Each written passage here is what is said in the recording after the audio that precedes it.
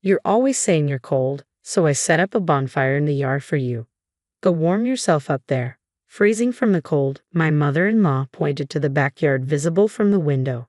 Oh, what's that? I followed her pointing finger, and the sight made me collapse in despair. My name is Rosetta, a 27-year-old working housewife. I work part-time at a nearby supermarket. My husband, Andy, is an office worker and is 29, 2 years older than me. We have a 1-year-old son named Daniel.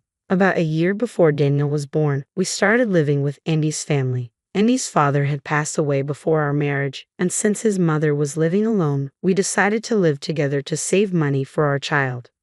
From then on, the subtle jabs from my mother-in-law increased. After giving birth, I took a break from work to focus on Daniel, but she would say, "I can take care of Daniel. Why don't you work outside? Isn't it normal for a daughter-in-law to work when living together? Yet you're so lazy living here." I had gained weight after Daniel's birth, and she would scold me, saying, "You're getting fatter because you're lazy." So despite feeling unwell, I started working again. However, I wanted to take care of Daniel, so I didn't work full-time. But my mother-in-law would say, "Can't you work more?" I explained, I could, but Daniel is still young, and I want to spend more time with him. "Oh, are you saying you're not satisfied with me taking care of him?" I raised Andy. "I can raise a child better than you, who got sick right after giving birth. Just increase your work hours." I was overwhelmed by my mother-in-law's attitude, but I told Andy, "She wants me to work more, but I don't want to reduce my time with Daniel. Can you talk to her? Mom knows better about raising kids. You're just working part-time, right? We're living here to save money, so just do as she says. Plus, you haven't lost your post-pregnancy weight." Andy mocked my weight and told me to work more. One day, my mother-in-law called my workplace and asked them to increase my hours. The part-time leader at the supermarket was her friend, so my hours were increased. I couldn't oppose the decision. When I got home, I had to cook for my mother-in-law and Andy, clean the house, and even clean up after my mother-in-law's tea parties with her friends. I hardly had time for Daniel. "Leave Daniel to me. You should focus on work and house chores. You haven't lost any weight, have you?" It's unsightly, my mother-in-law kept making such remarks. But when Daniel made a mess or cried at night, she'd say, "You're his mother. Handle it. Can't you even discipline him properly? Don't neglect Daniel when he's in trouble, Mom," I said one day after cleaning the yard as my mother-in-law had instructed. Andy noticed me and said, "Why are you so dirty? Don't come into the house like that." I was cleaning the yard as mother-in-law told me. I do all the housework while she just holds Daniel all day and doesn't do any chores, I retorted, unable to hold back. "Don't criticize Mom. You're not doing much either. Can you please go?" Andy looked annoyed and pointed towards the other room without making eye contact with me. That was the moment I decided to divorce him. Most of my salary went to household expenses, but I started recording my mother-in-law and Andy's words on my phone and kept a diary of daily events. One winter day, I asked Andy for some money to buy winter clothes. "Winter clothes? Wear what you wore before. You earn so little yet want luxuries. The old ones don't fit. I need new ones. You gained weight again. Unbelievable." Andy threw a $50 bill at me. "This should be enough for a few clothes." Thanks. I knew $50 would only get me one piece of outerwear, but I was preparing for a divorce and waiting for the right moment to leave Andy's family home. So, I gratefully accepted the money and bought a down jacket on my way home from work. However, the next day, I faced a shocking situation. I couldn't find my new down jacket anywhere. I asked my mother-in-law, who was relaxing in the living room, "Have you seen my down jacket?" "Oh, I thought you didn't need it anymore, so I threw it away." "What? I just bought it yesterday." "Oh, did you? I put it in the shed outside. Go check."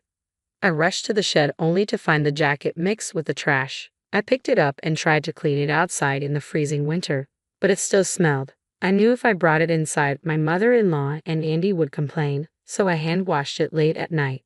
The next day, I realized my mother-in-law had done something even worse. I hung my still wet jacket out to dry on the balcony of my bedroom before going to work. When I returned home after work, I noticed that all the drawers on the shelf containing my clothes were empty. My clothes were all gone. I ran to my mother-in-law and asked, "Where are my clothes? You bought new ones, right? So I turned your old dirty clothes into rags.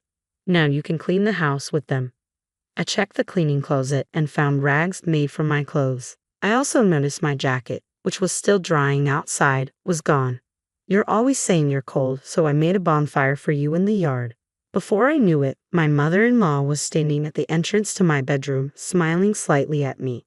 When I checked the garden she had pointed to, I saw a fire being lit in the fire pit. I looked outside and saw my jacket's remains flying in the wind. You burned my clothes. How am I supposed to survive this winter? I exclaimed.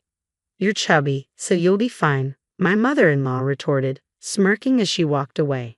Speechless and shaking with anger, I grabbed my diary and phone, wrapped Daniel in my only coat, and ran out of Andy's house in just a t-shirt. It was snowing heavily. A neighbor, who didn't get along with my mother-in-law and had been worried about me since I moved in with Andy's family, found me and drove me to my parents' house an hour away. This neighbor had seen me lose weight and understood my situation despite Andy and his friends always telling me I was overweight. When I arrived, my mom panicked at my attire. Why are you dressed like that? Is it hot in the car? Are you sick? I had to run away from Andy's house. They turned all my clothes into rags and even burned my new jacket. I've been collecting evidence for a favorable divorce, but I felt my life was in danger, so I fled with Daniel wrapped in a coat. Daniel was peacefully asleep. I was so relieved that my mother-in-law didn't take him from me that I couldn't help but cry. Seeing my distress, my mother quickly contacted my father and a certain individual.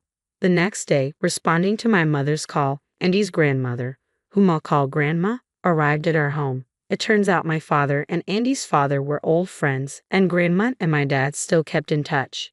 Andy and I met and married because of this connection. Before our marriage, Andy was genuinely kind and friendly to my parents, but over time, influenced by the constant harassment from his mother, he began to treat me coldly.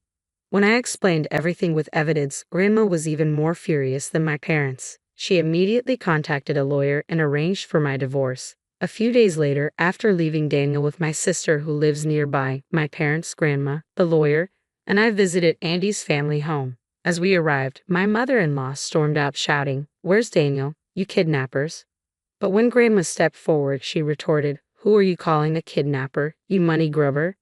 Andy, who seemed to have taken time off work, joined us and we all sat down to discuss. We're here to discuss Rosetta and Andy's divorce, custody of Daniel, and the sale of this property, the lawyer began.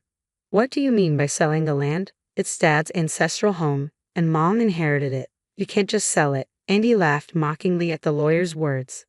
The building might be inherited by Andy's mother, but the land belongs to Andy's father's family.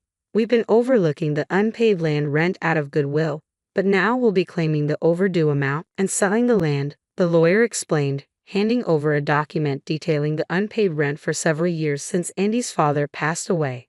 Seeing the amount, my mother-in-law exclaimed, "How can we pay this all of a sudden?" Grandma silenced her with a stern quiet. She continued, "We've been notifying you every month. You chose to ignore it, and more importantly, make amends for how you've treated Rosetta.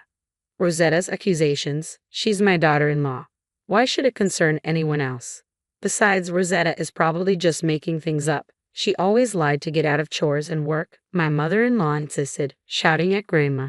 "I've never lied. Just because you think I'm overweight, you've made me do all the work and chores, taking away my time with my child. Do you know how hard it was to be told to wear just a t-shirt in the depth of winter?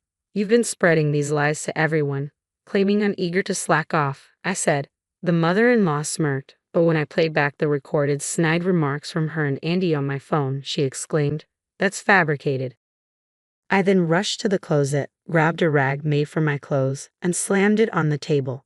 "How do you explain this? My clothes have been turned into rags just like in the recording." "Rosetta, enough. Maybe Mom went a bit too far, but it's because you've always been lazy and just gaining weight. Reflect on your actions before blaming others," Andy said. "Excuse me, are you blind? Since coming here, I've lost at least 22 pounds. The reason my clothes don't fit isn't because I gained weight, but because I lost it so rapidly. Everyone but you and your mother is concerned about how thin I've become," I retorted. At my words, Andy seemed to realize for the first time how much weight I had lost. "I regret ever leaving Rosetta in your care," my father said, clenching his fists on his lap and glaring at Andy and the others. "I'm holding back my anger towards you right now, but I've mostly taken care of Daniel. Rosetta can't possibly handle him. We'll even go to court to ensure we live with Daniel. That's fine, but courts usually favor the mother. And do you think they'll trust people who didn't even notice Rosetta's weight loss with Daniel? Can you afford a lawyer and court fees? I'll also claim alimony and land rent for this house. The lawyer calmly reiterated the situation. The mother-in-law seemed to realize they couldn't afford it. This is so unfair. Who's being unfair? You both bullied Rosetta and even tried to take Daniel away. Where did the money Rosetta earned go? Why did she flee to her parents' house in a t-shirt carrying Daniel in a snowstorm? My usually silent father-in-law suddenly began to cry and loudly blamed the mother-in-law. I'm truly sorry. We'll make sure to make amends for spoiling him and causing Rosetta such pain. Rama spoke to us, then Sigma the lawyer. Just pay what you owe. We'll cut all direct contact with you and inform our relatives. After that, I resigned from my part-time job, informing the headquarters about the mother-in-law's interference.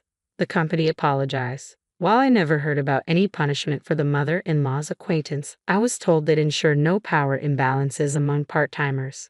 A few weeks later, my divorce from Andy was finalized. I won custody of Daniel and received a fair amount of child support.